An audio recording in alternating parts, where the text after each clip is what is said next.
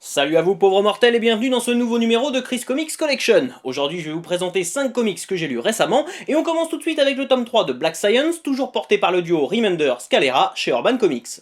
Le pilier permettant à nos héros de voyager entre les dimensions a été endommagé, et les voici bloqués dans un monde où ils ne sont visiblement pas les bienvenus, puisqu'ils y sont responsables d'une terrible épidémie. Il est temps pour eux de faire un choix, fuir dès que possible ou réparer les erreurs de leur double. Les voyageurs dimensionnels embrasseront-ils une carrière de héros? Les traîtres sont-ils vraiment ceux que l'on croit? Et surtout, qui sortira vivant de cette impossible odyssée? Si l'ensemble paraîtra un peu trop dense et complexe à certains, la série est définitivement une excellente histoire de science-fiction qui ravira les amateurs de Sliders, Doctor Who ou Code Quantum. Une fois encore, ce tome de Black Science donne méchamment envie de lire la suite, que j'attends avec impatience. Je l'ai répété encore et encore, Injustice est l'une des meilleures séries que l'on puisse lire actuellement, mais est-ce que ce 5e tome est vraiment à la hauteur des précédents? Reprenant les 6 premiers numéros de la 3e année du récit toujours scénarisé par Tom Taylor, ce 5e tome d'Injustice, disponible chez Urban Comics, laisse une grande place à la magie et aux personnages mystiques de DC Comics. En effet, aidé par Sinestro, Superman semble désormais invincible. Batman et ses alliés vont donc devoir compter sur l'une des principales faiblesses de l'homme d'acier, la magie. Pour ce faire, ils vont demander l'aide d'un individu peu fréquentable, John Constantine. Mais se pourrait-il que des êtres liés à la magie aient choisi le camp du dictateur qui est devenu Superman? Si ce tome permet à la saga d'étoffer sa galerie de personnages, je l'ai trouvé un peu plus linéaire que les précédents et surtout moins surprenant. Cela étant dit, Injustice reste un véritable plaisir à lire sur lequel il faut absolument se jeter si ce n'est pas encore fait. N'en déplaise à Rétrophile, Earth 2 est une excellente série, également scénarisée par Tom Taylor, et ce 3e tome nous le confirme définitivement. Darkseid a trouvé un allié de poids en la personne de Superman, que tout le monde croyait mort. Pour affronter cette nouvelle menace, Flash, Hawkgirl et les autres merveilles de Terre 2 partent en quête d'un nouvel allié qui pourrait rivaliser avec l'homme d'acier et dont les origines s'avèrent étonnamment familières. En parallèle, nous découvrirons qui est le mystérieux personnage qui a repris le flambeau de Batman ainsi que ses motivations. Nos héros peuvent-ils vraiment lui faire confiance? Bien que la série ne bénéficie pas d'une liberté aussi totale qu'Injustice, ses protagonistes attachants et ses twists parfois un peu usés mais toujours bien placés en font une lecture plus qu'appréciable qui confirme que finalement, chez DC Comics, les meilleures séries sont celles qui ne s'attachent pas à l'univers classique de DC Comics. Alors d'accord, Earth 2 ce n'est pas révolutionnaire, mais c'est quand même très bien écrit et ça se lit vraiment tout seul. Ça fait déjà 2 bonnes raisons de s'y intéresser. Dans les comics, personne ne meurt jamais vraiment, et ce premier tome de Spider-Gwen chez Panini Comics nous le confirme. Enfin, à moitié. Dans une réalité alternative, c'est Gwen Stacy qui a été mordue par une araignée radioactive, devenant ainsi Spider-Woman.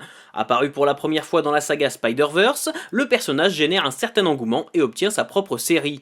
Ce premier tome commence donc par un petit récapitulatif qui vous évitera une entrée en matière trop brutale. Oubliez tout ce que vous savez, nous sommes ici dans un héritier des fameux What If de Marvel. Ainsi, la majorité des personnages que vous connaissez dans l'univers du tisseur jouent un rôle totalement différent. Et c'est plutôt fun à voir, parce que ça éveille notre curiosité. Dans ces 5 premiers numéros, Gwen doit affronter le vautour, tout en protégeant son identité secrète. Un pitch plutôt classique et déjà vu 100 fois chez Spider-Man. L'originalité ne viendra pas non plus des bons gros clichés sur sa vie d'ado qui fait de la musique avec ses copines, ou de son père très inquiet pour elle. Par contre, sa relation avec l'oncle et la tante de Peter Parker, que je ne dévoilerai pas ici afin d'éviter de gâcher votre lecture, aurait mérité d'être un peu plus creusée parce qu'elle est d'après moi le véritable intérêt de cet univers qui chamboule tout ce que l'on croyait savoir sur l'homme araignée. Au final, Spider-Gwen part un peu dans tous les sens et délaisse des points qui mériteraient d'être approfondis au profit d'aventures de teenagers qui ne brillent pas par leur originalité. En fait, Spider-Gwen c'est une lecture plutôt agréable, mais j'ai eu un tout petit peu de mal à déterminer à qui la série pouvait bien s'adresser. Vous avez peut-être adoré la série Netflix consacrée à Jessica Jones